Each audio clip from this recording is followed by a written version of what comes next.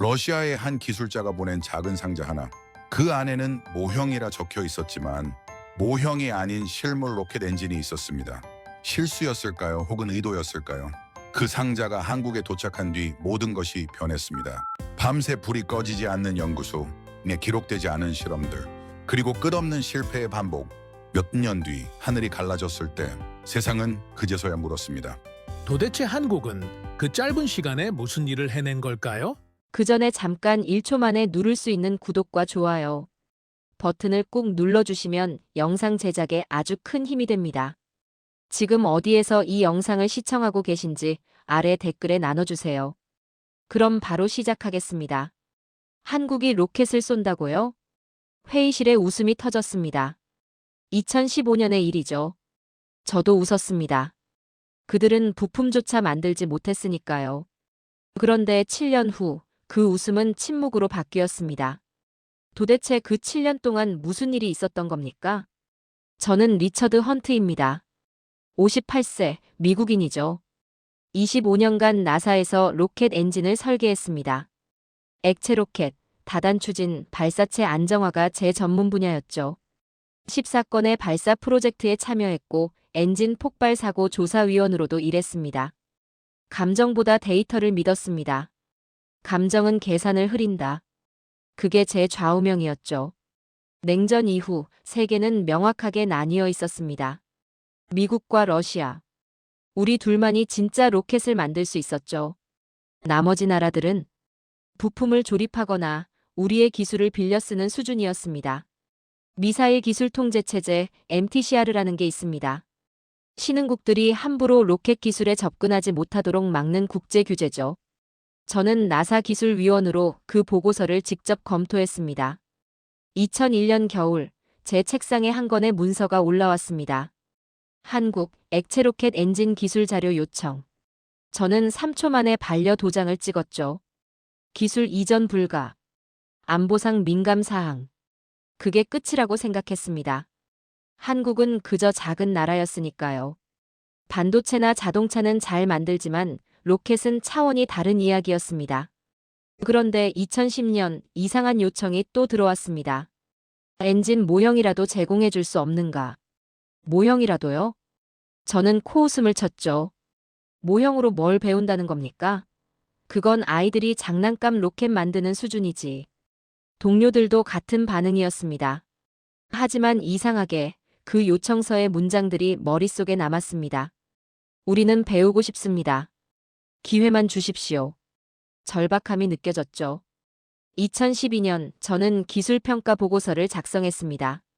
미국, 러시아, 유럽, 중국, 일본의 로켓 엔진 데이터를 비교 분석하는 작업이었죠. 그 과정에서 한국의 시험 발사 데이터도 입수했습니다. 나로호라는 이름의 소형 발사체였죠.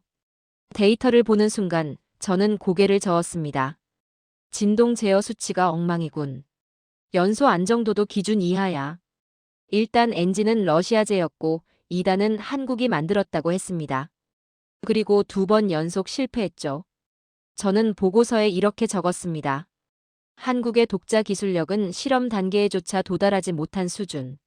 냉정했지만 사실이었습니다. 숫자는 거짓말하지 않으니까요. 2015년 그 회의실 웃음이 터진 날. 누군가 물었죠. 한국이 독자 발사체를 개발한다는데 가능할까요? 저는 단호하게 대답했습니다. 불가능합니다. 그들에겐 엔진 설계 경험이 없어요. 시험 인프라도 부족하고 무엇보다 시간이 없죠. 모두가 고개를 끄덕였습니다. 그날 밤 저는 집에 돌아와 와인을 한 잔 마셨습니다. 창밖으로 보이는 워싱턴의 야경이 평온했죠. 한국. 로켓이라. 웃음이 다시 나왔습니다. 그런데 2017년 이상한 보고가 올라오기 시작했습니다. 한국 75톤급 액체 엔진 연소시험 성공. 처음엔 대수롭지 않게 봤죠. 연소시험이야 누구나 할 수 있어. 문제는 안정화와 제어지. 하지만 6개월 뒤 또 보고가 왔습니다. 한국 엔진 클러스터링 시험 진행 중. 클러스터링? 그건 여러 개의 엔진을 묶어 동시에 제어하는 고난도 기술입니다. 뭔가 진행되고 있군. 저는 처음으로 한국 관련 파일을 따로 모으기 시작했습니다. 2019년 밤늦게 사무실에 혼자 남아있을 때였습니다. 쌓인 보고서 더미 사이에서 한 문장이 눈에 들어왔죠. KUREA Request Access for Mother Engine Data 비공식 경로. KUREA. 한국을 뜻하는 영문 표기였습니다. 그 순간 이상한 기분이 들었습니다. 아직도 배우려고 하는구나. 저는 그 문서를 한참 들여다봤죠. 모형이라도 달라던 그 나라가 아직도 포기하지 않았어. 그날 이후 저는 모르게 그 단어를 자주 떠올리게 됐습니다. 한국. 왜인지 몰라도 그 이름이 자꾸 머릿속에 맴돌았죠. 2020년 봄, 제 책상에 긴급 보고서 한 통이 도착했습니다. 발신은 국제기술정보국이었고 제목은 러시아와 한국의 우주기술 협력 동향에 관한 것이었죠. 저는 커피를 한 모금 마시며 파일을 열었습니다. 첫 줄을 읽는 순간 눈썹이 올라갔죠. 한국이 러시아의 로켓 엔진 모형을 요청했다는 내용이었습니다. 러시아는 오래된 로켓 강국입니다. 소유주, 프로톤, RD 계열 엔진을 만드는 나라였죠. 그들의 기술력은 인정할 수밖에 없었습니다. 하지만 모형이라니요. 10년 전에도 같은 요청을 했던 나라였습니다. 아직도 그 단계에 머물러 있다는 뜻인가 싶었죠. 저는 보고서를 덮으려다가 마지막 문단에서 손을 멈췄습니다. 러시아 측이 RD191 엔진을 기술 교육용 모델로 제공하는 것을 검토 중이라고 적혀 있었습니다. RD191이라는 이름을 보는 순간 등이 서늘해졌습니다. 그건 교육용 모형 따위가 아니었습니다. 실제 발사체에 장착되는 75톤급 액체 로켓 엔진이었죠. 러시아가 왜 저런 결정을 내렸는지 이해할 수 없었습니다. 3주가 지나고 후속 보고가 도착했습니다. 동료 한 명이 제 사무실로 들어와 태블릿 화면을 보여줬죠. 위성 사진이었습니다. 한국 우주센터로 반입되는 대형 컨테이너가 찍혀 있었습니다. 크기로 봐서는 엔진 한 기가 충분히 들어갈 만했죠. 컨테이너 옆면에는 작은 글씨로 표기가 되어 있었습니다. RD191 모델, 기술 훈련 목적 전용이라고 적혀 있었죠. 모형이라고는 했지만 화물 중량 데이터를 보니 뭔가 이상했습니다. 너무 무거웠습니다. 실제 엔진의 무게와 거의 비슷했죠. 저는 파일을 저장하고 창밖을 한참 바라봤습니다. 러시아가 실수를 한 건지 아니면 의도적으로 실제 엔진을 모형이라 표기해서 보낸 건지 알 수 없었습니다.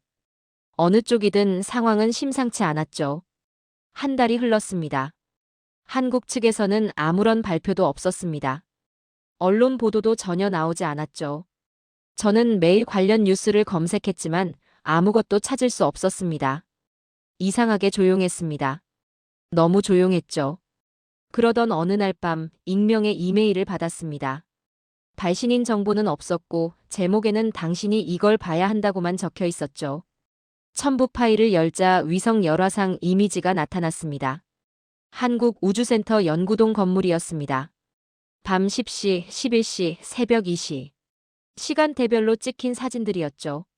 놀라운 건 모든 시간대에서 건물 내부 조명이 환하게 켜져 있다는 점이었습니다. 다음 이미지에는 3개월간의 야간 조명 데이터가 그래프로 정리되어 있었습니다. 92일 연속으로 밤샘 작업이 진행되고 있다는 내용이었죠. 심장이 빠르게 뛰기 시작했습니다. 모형을 단순히 관찰하는데 92일 연속 밤샘이 필요할 리 없었습니다. 겉모습만 보면 되니까요. 하지만 만약 그게 실제 엔진이라면 이야기가 달라졌습니다. 분해하고 각 부품을 측정하고 소재를 분석하고 구조를 3차원으로 스캔하고 연소실 형상을 밀리미터 단위로 기록하는 작업이 필요했죠. 역설계였습니다.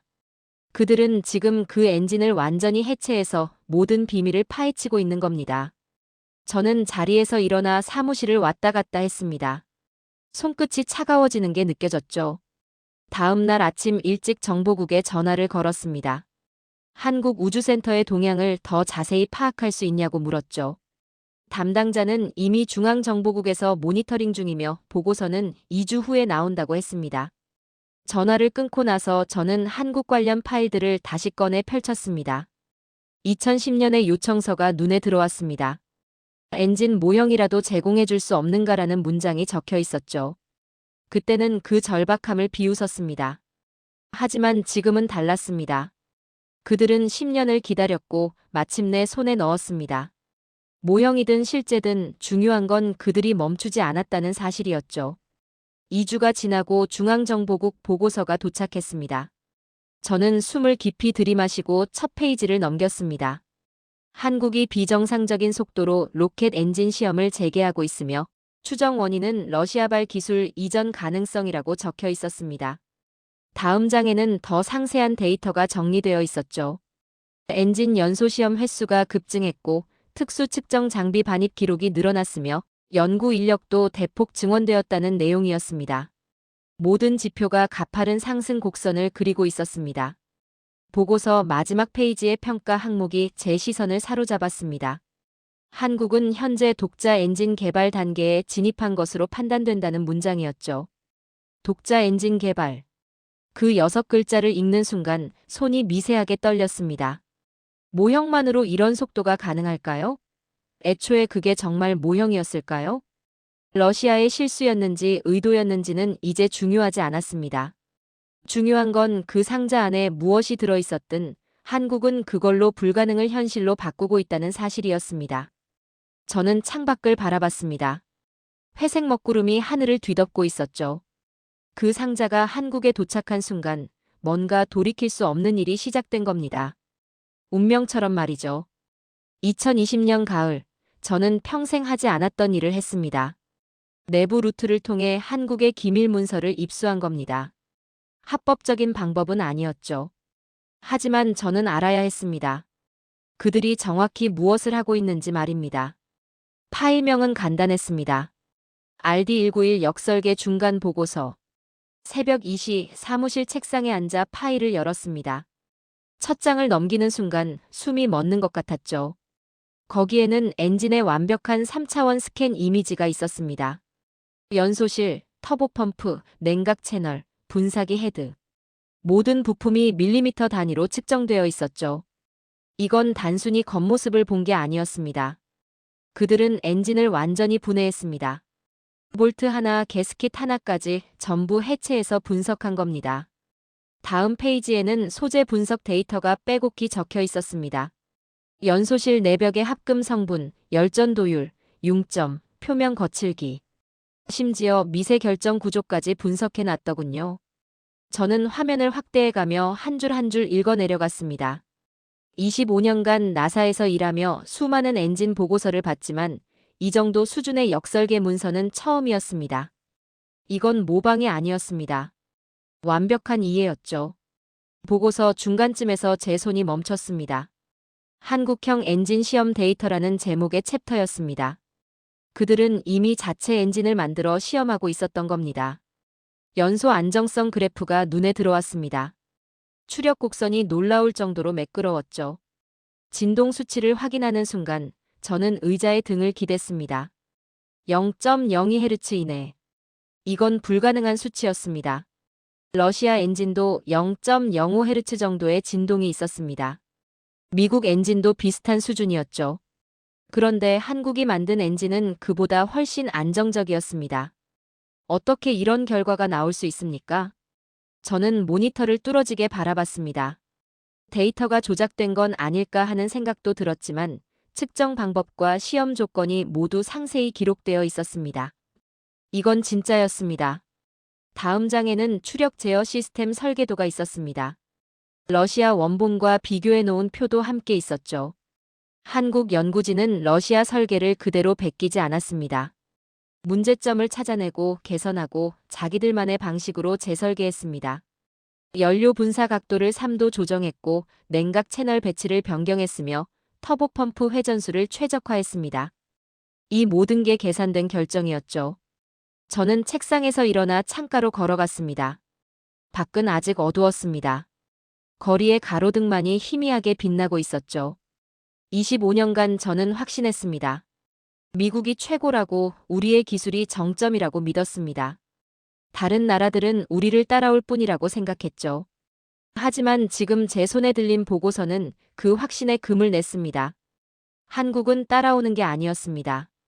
그들은 스스로 길을 만들고 있었죠.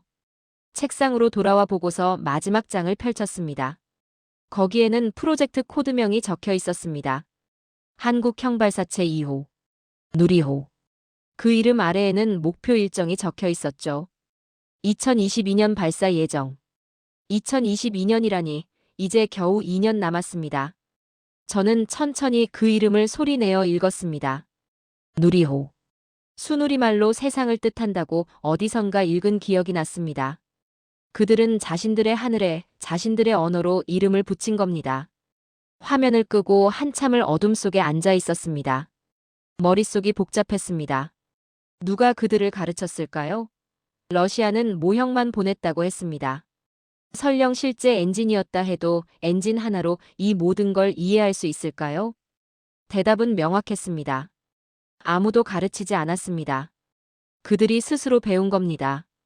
밤을 새우고 실패를 기록하고 다시 시도하고 또 실패하고 그렇게 92일을 연속으로 작업하면서 말이죠. 그건 기술이 아니었습니다. 집념이었습니다. 저는 처음으로 인정하고 싶지 않은 감정을 느꼈습니다. 존경이었습니다. 과학자로서, 엔지니어로서 그들의 태도에 고개가 숙여졌죠. 데스크 램프를 켜고 메모장을 꺼냈습니다. 거기에 짧게 적었습니다.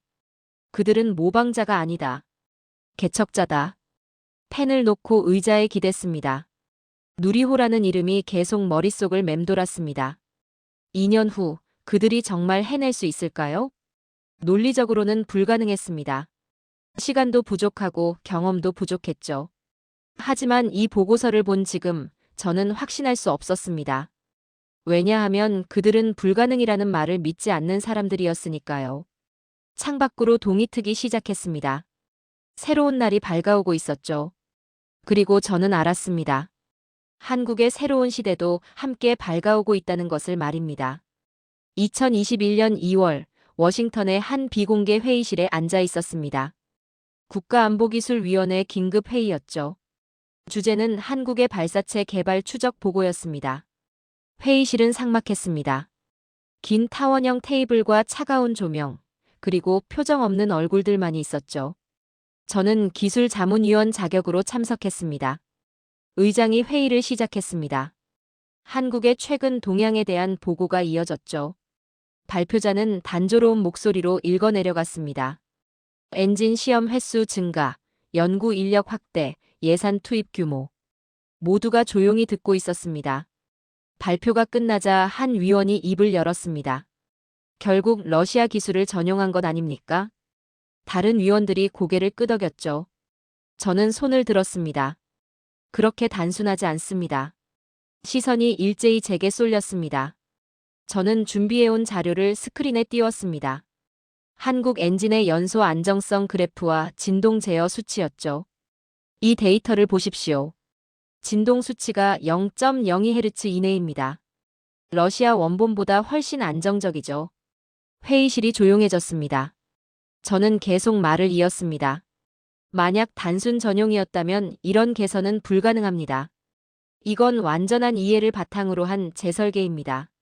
한 보수적 성향의 위원이 테이블을 손가락으로 두드렸습니다. 헌트 박사, 그건 가능하지 않습니다. 그들에겐 충분한 시험 데이터가 없어요. 데이터는 만들어지는 겁니다. 그들은 지난 1년간 밤낮 없이 시험을 반복했습니다. 그래도 말이 안 됩니다. 우리도 러시아도 수십 년이 걸렸는데 그들이 몇 년 만에? 저는 다음 슬라이드를 넘겼습니다. 추력 제어 시스템의 비교 분석이었죠. 보십시오. 연료 분사 각도, 냉각 채널 배치, 터보펌프 최적화. 모든 게 계산된 설계입니다.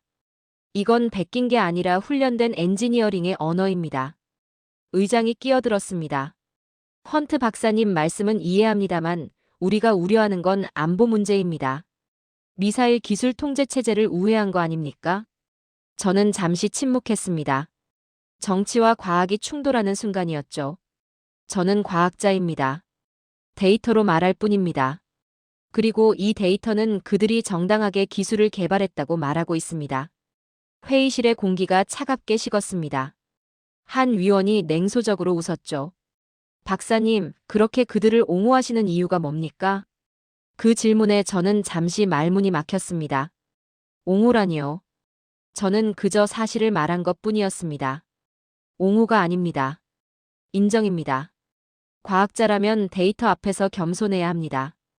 의장이 서류를 정리하며 말했습니다. 이 문제는 좀 더 신중히 검토하도록 하겠습니다. 규제 강화 방안도 함께 논의하죠. 규제 강화. 그 말을 듣는 순간 가슴이 답답해졌습니다. 회의가 끝나고 복도로 나왔습니다. 긴 복도 끝에 성조기가 걸려 있었죠. 저는 그 깃발을 오래 바라봤습니다. 나는 지금 누구의 편에 서 있는 겁니까? 미국의 이익을 위해서인가? 아니면 과학의 진실을 위해서인가?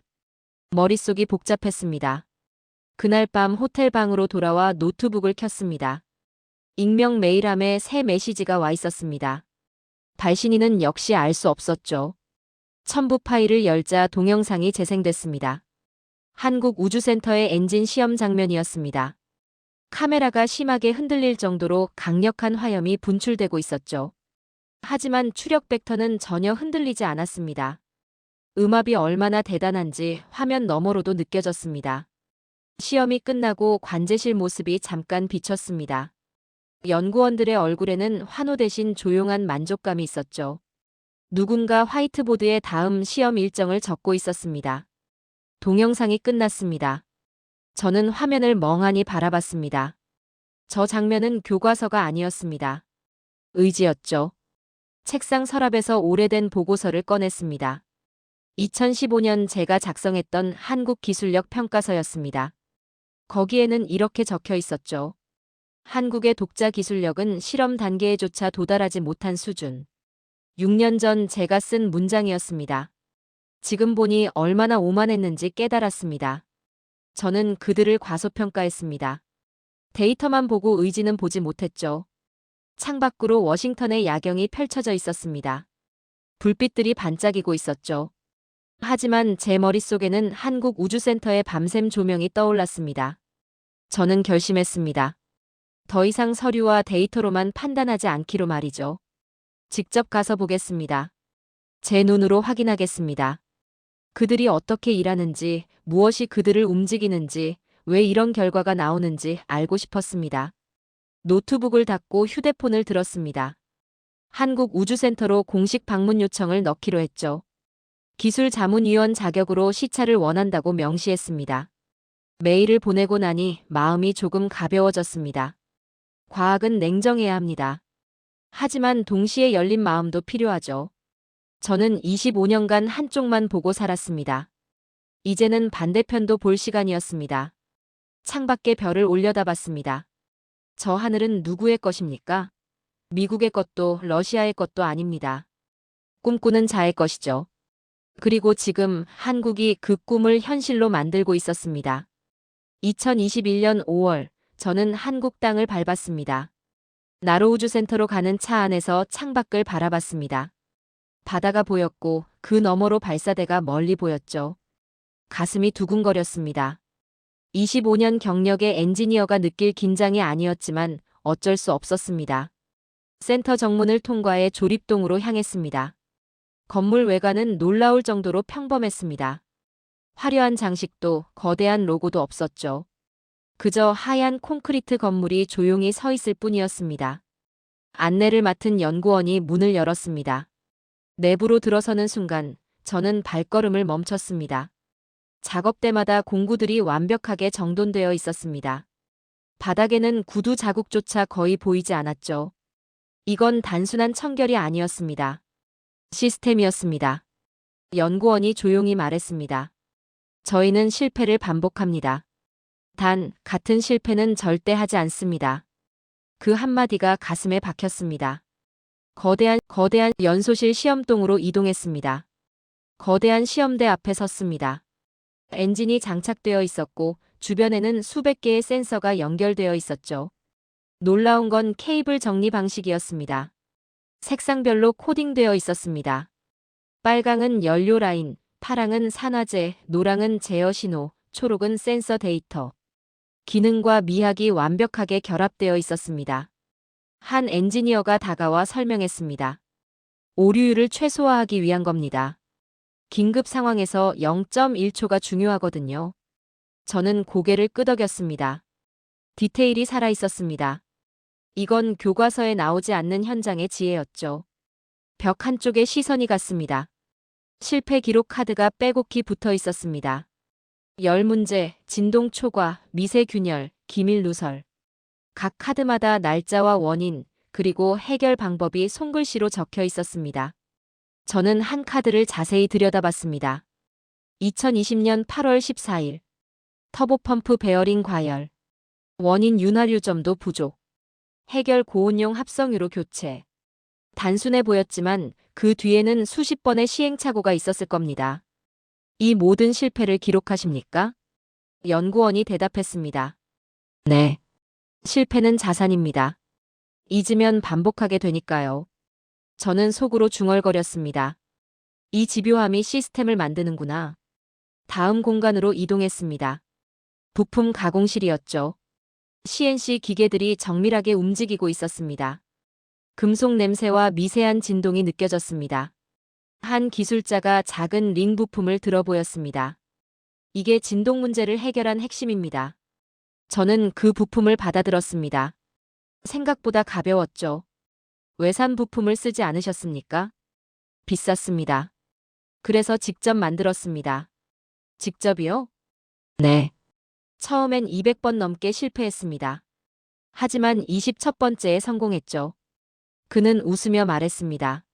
저는 그 링을 한참 들여다봤습니다. 값싼 소재였지만 가공 정밀도는 마이크로미터 단위였습니다. 이건 돈으로 해결한 게 아니었습니다. 손의 감각과 끈기로 만든 겁니다. 저희는 저희가 만든 것을 믿습니다. 그 말이 제 귓가에 울렸습니다. 오후 3시 부분 연소 시험이 예정되어 있었습니다. 관제실에 들어갔습니다. 모니터마다 숫자들이 흐르고 있었죠. 카운트다운이 시작됐습니다. 10초, 5초, 점화. 굉음과 함께 화염이 분출됐습니다. 건물 전체가 미세하게 떨렸죠. 모니터의 추력 수치가 상승했습니다. 95%, 98%, 100%, 102%. 목표치를 초과 달성했습니다. 그런데 이상했습니다. 관제실에 환호가 없었습니다. 박수도 함성도 없었죠. 연구원들은 조용히 데이터를 확인하고 있었습니다. 한 사람이 칠판으로 걸어가 분필을 들었습니다. 그리고 조용히 적었습니다. 다음 목표 103%. 그 순간 저는 온몸에 전율이 흘렀습니다. 성공에 도취되지 않는 사람들. 오늘의 성과보다 내일의 목표를 먼저 보는 사람들. 이들은 멈출 줄을 몰랐습니다. 시험이 끝나고 밖으로 나왔습니다. 바닷바람이 불어왔습니다. 짠 냄새가 났죠. 저는 하늘을 올려다봤습니다. 구름 사이로 햇빛이 쏟아지고 있었습니다. 이곳에서 저는 장비를 본 게 아니었습니다. 태도를 봤습니다. 작은 것 하나하나에 깃든 철학을 봤습니다. 실패를 기록하는 벽, 색깔로 구분한 케이블, 201번 만에 완성한 링, 그리고 칠판에 적힌 103이라는 숫자. 이 모든 게 기적이었습니다. 작지만 매일 쌓이는 기적들이었죠. 나사에서 25년을 일하며 수많은 시설을 봤습니다. 최첨단 장비와 천문학적 예산을 본 적도 많았죠.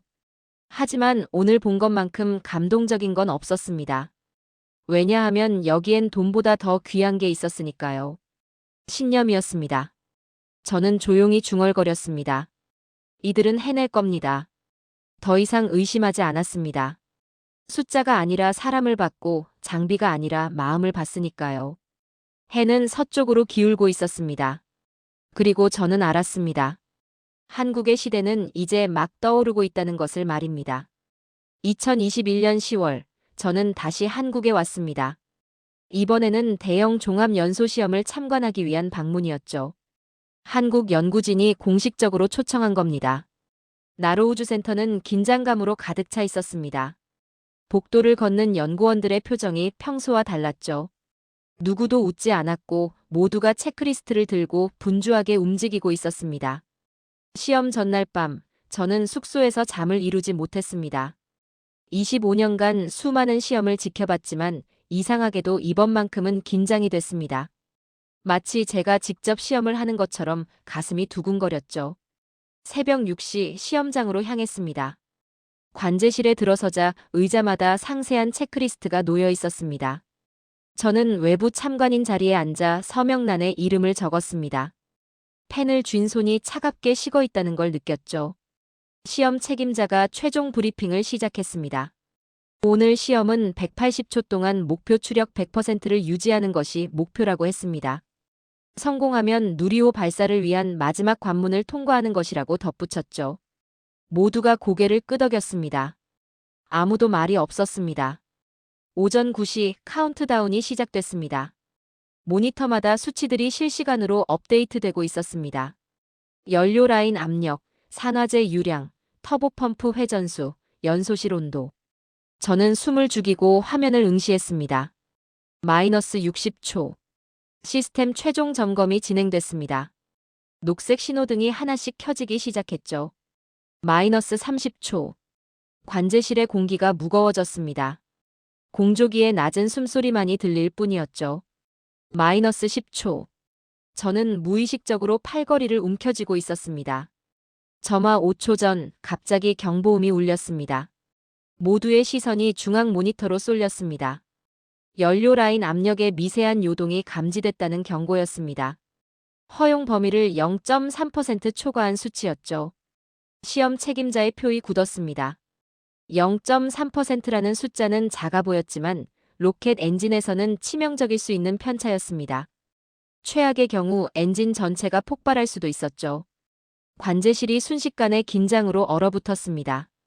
누군가 중단 지시를 내릴 거라고 생각했습니다. 당연한 수순이었죠. 하지만 시험 책임자는 침착하게 헤드셋을 조정하며 낮은 목소리로 말했습니다. 원인을 식별했습니다. 9분만 주세요. 9분이라니 그 짧은 시간에 무엇을 할 수 있다는 겁니까? 하지만 아무도 반대하지 않았습니다. 모두가 조용히 자리에서 일어나 각자의 역할을 수행하기 시작했죠. 관제실 화면에는 아무것도 움직이지 않았습니다. 카운트다운은 멈춰 있었고 시스템은 대기 상태로 고정되어 있었습니다. 하지만 현장에서는 엄청난 일이 벌어지고 있었을 겁니다. 저는 시계를 바라봤습니다. 초침이 한 칸씩 움직일 때마다 가슴이 조여왔죠. 1분이 지났습니다. 관제실은 여전히 고요했습니다. 3분이 지났습니다.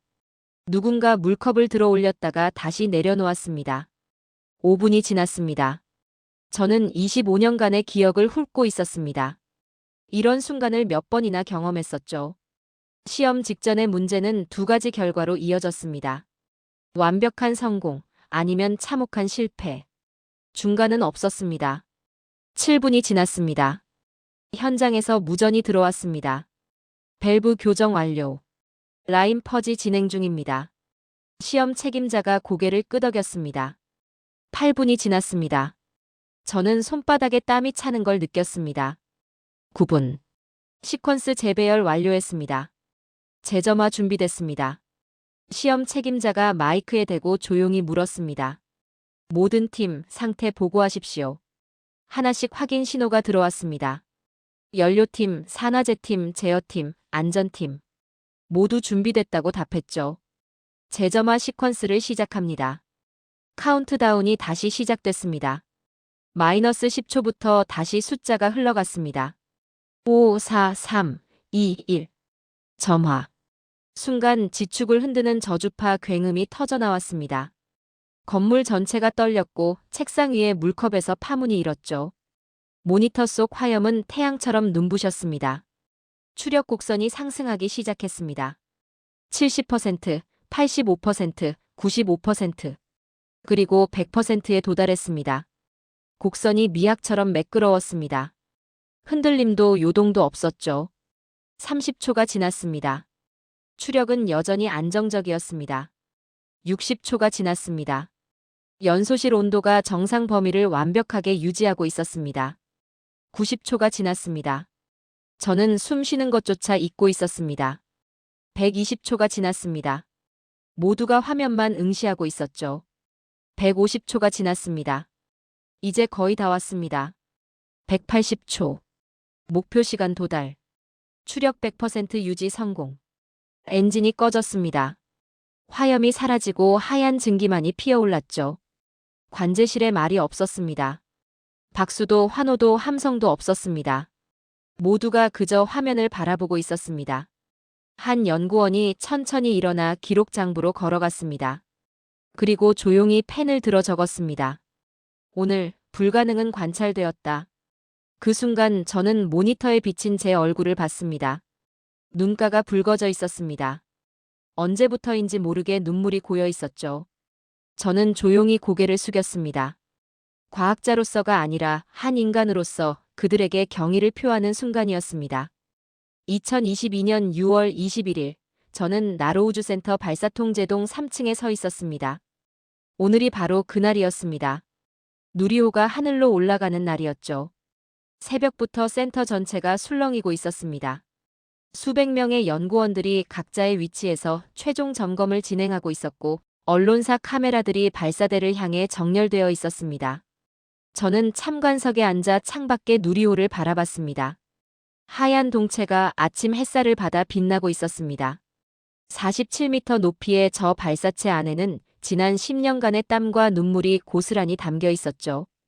발사 통제실의 대형 모니터에는 각종 데이터가 실시간으로 표시되고 있었습니다. 연료 충전율, 기상 상태, 시스템 점검 현황. 미국 언론들은 이미 냉소적인 기사를 내보내고 있었습니다. 한 방송사는 성공 확률을 30%로 예측했고, 다른 매체는 기술적 미숙함을 지적하는 보도를 내보냈죠. 하지만 저는 달랐습니다. 지난 1년간 이곳에서 본 것들이 제 확신을 바꿔놓았으니까요. 발사 2시간 전 최종 브리핑이 시작됐습니다. 발사 책임자가 차분한 목소리로 말했습니다. 모든 시스템이 정상이며 기상 조건도 허용 범위 내에 있다고 했죠. 다만 상층 기류에 약간의 변동성이 있어 지속적으로 모니터링 중이라고 덧붙였습니다. 발사 1시간 전 연구원들이 하나둘씩 통제실로 들어오기 시작했습니다. 모두가 침착했지만 긴장감은 숨길 수 없었습니다. 누군가는 볼펜을 돌리고 있었고 또 다른 이는 체크리스트를 반복해서 확인하고 있었죠. 발사 30분 전 저는 손이 떨리는 걸 느꼈습니다. 이상했습니다. 저는 방관자일 뿐인데 마치 제가 직접 발사를 준비하는 것처럼 가슴이 뛰고 있었습니다. 발사 10분 전 갑자기 기상팀에서 보고가 들어왔습니다. 상층 기류 속도 편차가 초당 17m로 측정됐다는 내용이었습니다. 이는 기준치를 약간 초과하는 수치였죠. 통제실이 순간적으로 긴장했습니다. 발사 취소를 고려해야 하는 상황이었습니다. 기류가 불안정하면 발사체의 궤도가 흔들릴 수 있었고 최악의 경우 제어 불능 상태에 빠질 수도 있었으니까요. 발사 책임자가 기상 데이터를 면밀히 검토했습니다. 몇 초간의 침묵이 흘렀죠. 그리고 그가 마이크에 대고 말했습니다. 우리는 이 순간을 위해 10년을 준비했습니다. 지금이 바로 그 순간입니다. 발사를 진행하겠습니다. 그 말에 통제실의 모든 시선이 그에게 집중됐습니다. 누군가는 놀란 표정이었고 누군가는 고개를 끄덕이고 있었습니다. 하지만 아무도 반대하지 않았죠. 저는 그 순간을 평생 잊지 못할 겁니다. 데이터가 아니라 신념으로 결정을 내리는 순간을 목격한 것이었으니까요. 발사 5분 전 최종 카운트다운이 시작됐습니다. 5분 전 모든 시스템 최종 확인. 하나씩 확인 신호가 들어왔습니다. 추진 제어팀, 유도 제어팀, 원격 측정팀, 안전관리팀. 모두 정상이라고 보고했습니다. 3분 전 자동 시퀀스 시작. 이제부터는 컴퓨터가 통제합니다. 인간이 개입할 수 있는 시간은 끝났죠. 1분 전 최종 점검 완료. 저는 창밖에 누리호를 바라봤습니다. 저 하얀 로켓 안에는 한국의 꿈이 담겨 있었습니다. 30초 전 숨소리조차 들리지 않았습니다. 세상 모든 소리가 사라진 것 같았죠. 10, 9, 8. 제 심장이 카운트다운과 함께 뛰고 있었습니다. 7, 6, 5. 손에 땀이 흥건히 젖어 있었습니다. 4, 3, 2, 1. 점화. 순간 거대한 화염이 발사대를 뒤덮었습니다. 오렌지빛 불꽃이 구름을 찢고 솟구쳤고 지축을 울리는 굉음이 유리창을 때렸습니다. 건물 전체가 진동했고 제가 앉은 의자도 미세하게 떨렸죠. 누리호가 천천히 떠오르기 시작했습니다. 처음엔 느리게, 그러다 점점 빠르게, 마침내 하늘을 향해 화살처럼 날아올랐습니다. 발사 성공. 정상 비행 중입니다. 통제실에서 박수가 터져 나왔습니다. 하지만 금방 다시 조용해졌죠. 아직 끝난 게 아니었으니까요. 가장 중요한 순간이 남아 있었습니다. 2단 분리였죠. 2013년 나로호는 바로 이 구간에서 실패했습니다. 2단이 제대로 분리되지 않아 위성을 궤도에 올리지 못했죠. 저는 모니터를 뚫어지게 바라봤습니다. 1단 연소 종료. 1단 분리 준비. 1단 분리 완료. 잠시 침묵이 흘렀습니다. 그리고 가장 긴장되는 순간이 왔습니다. 2단 점화 대기 중. 통제실의 모든 사람이 숨을 죽였습니다. 제 머릿속에서 한 문장이 스쳐 지나갔습니다. 역사는 이 순간을 위해 2번의 실패를 허락했다는 생각이었죠. 2단 점화. 2단 정상 연소 확인. 2단 분리. 성공. 그 순간 통제실이 폭발했습니다. 환호성이 터져 나왔고 사람들이 서로 껴안았으며 누군가는 주저앉아 울기 시작했습니다. 저는 창밖을 바라봤습니다. 새하얀 연기 궤적이 푸른 하늘을 가르며 점점 작아지고 있었습니다. 그 궤적을 따라 제 시선도 하늘 높이 올라갔죠. 저는 울컥하는 감정을 느꼈습니다. 이건 단순한 로켓 발사가 아니었습니다. 한 나라의 꿈이, 한 민족의 의지가 10년간의 땀이 저 하늘로 날아오르는 장면이었습니다. 옆자리에 한국 연구원이 조용히 눈물을 닦고 있었습니다. 저는 그의 어깨를 가만히 두드렸습니다. 말은 필요 없었습니다. 우리는 같은 것을 보고 있었으니까요. 하늘은 더 이상 금지된 공간이 아니었습니다. 한국은 그 문을 스스로 열어젖힌 겁니다. 누리호 발사 성공 다음 날 세계가 달라져 있었습니다. 호텔방에서 아침 뉴스를 켰습니다. 모든 채널이 한국의 성공을 보도하고 있었죠. CNN의 헤드라인이 화면을 가득 채웠습니다. 한국, 우주 엘리트 클럽 진입이라는 제목이었습니다. BBC는 더 구체적이었습니다. 독자 기술로 위성 궤도 진입 성공한 7번째 국가라고 보도했죠. 제 이메일함은 폭주하고 있었습니다. 나사 동료들로부터 수십 통의 메일이 와 있었습니다. 대부분은 축하 메시지가 아니라 질문이었죠. 한국의 엔진 데이터를 어떻게 입수할 수 있느냐, 기술 협력 가능성은 없느냐는 내용들이었습니다. 저는 쓴웃음을 지었습니다. 불과 2년 전만 해도 그들을 무시했던 사람들이 이제는 배우고 싶다고 손을 내밀고 있었으니까요. 오후에 국제기술 컨퍼런스 화상회의가 있었습니다. 유럽 우주국, 일본 우주항공연구개발기구, 그리고 몇몇 서방 국가의 관료들이 참석했죠. 한 유럽 관료가 조심스럽게 말했습니다. 물론 한국의 성과를 축하합니다만 러시아와의 기술 협력이 상당한 도움이 되지 않았습니까? 저는 그 말을 듣는 순간 화가 치밀었습니다. 마이크를 켜고 단호하게 말했습니다. 그건 그들의 피와 시간의 결과입니다. 러시아가 모형 하나 보냈다고 해서 로켓을 만들 수 있는 게 아닙니다. 저는 그들의 작업 과정을 직접 봤습니다. 92일 연속 밤샘 작업, 수백 번의 실패 기록, 201번 만에 완성한 부품들. 이 모든 게 그들 스스로의 노력입니다. 회의실이 조용해졌습니다. 저는 계속 말을 이었습니다. 우리는 인정해야 합니다. 한국은 우리 누구의 허락도 받지 않고 누구의 도움도 기대하지 않고 스스로 이뤄냈습니다. 이건 협력의 결과가 아니라 독립의 증명입니다. 회의가 끝나고 나서 한 미국 관료가 개인 메시지를 보냈습니다. 헌트 박사님은 왜 그렇게 한국 편을 드십니까? 저는 잠시 생각하다가 답장을 보냈습니다. 편을 드는 게 아닙니다. 진실을 말하는 겁니다. 과학자는 데이터 앞에서 정직해야 합니다. 일주일 후, 저는 다시 나로우주센터를 찾았습니다. 발사 성공의 여운이 아직 남아 있었지만 센터는 이미 다음 단계로 넘어가고 있었습니다. 조립동으로 들어서는 순간 저는 발걸음을 멈췄습니다. 새로운 발사체의 하얀 동체가 조립대 위에 서 있었습니다. 누리호보다 더 크고 더 정교해 보였죠. 안내를 맡은 연구원이 자랑스럽게 말했습니다. 이건 달 탐사용입니다. 2년 후에 쏘아 올릴 예정입니다. 저는 그 거대한 로켓을 올려다봤습니다. 달이라니. 벌써 그 단계까지 온 겁니까? 연구원이 웃으며 대답했습니다. 멈출 이유가 없지 않습니까? 우리는 이제 시작일 뿐입니다. 그 말을 듣는 순간 저는 깨달았습니다. 그들은 정말로 멈출 줄을 모른다는 것을 말이죠. 발사대로 걸어갔습니다. 일주일 전 누리호가 이 자리에서 하늘로 날아올랐던 곳이었습니다. 콘크리트 바닥에는 아직 화염의 흔적이 남아 있었죠. 저는 그 자리에 한참 서 있었습니다. 바닷바람이 불어왔습니다. 파도 소리가 들렸고 갈매기들이 하늘을 날고 있었습니다. 저는 하늘을 올려다봤습니다. 30년간 저는 나사에서 로켓을 설계했습니다. 수많은 엔진을 만들었고 14번의 발사를 성공시켰으며 미국의 우주 프로그램에 기여했다고 자부했죠. 하지만 그 모든 시간 동안 저는 한 가지를 놓치고 있었습니다. 기술은 도구일 뿐이라는 사실을 말입니다. 진짜 중요한 건 그 기술을 움직이는 인간의 의지였습니다.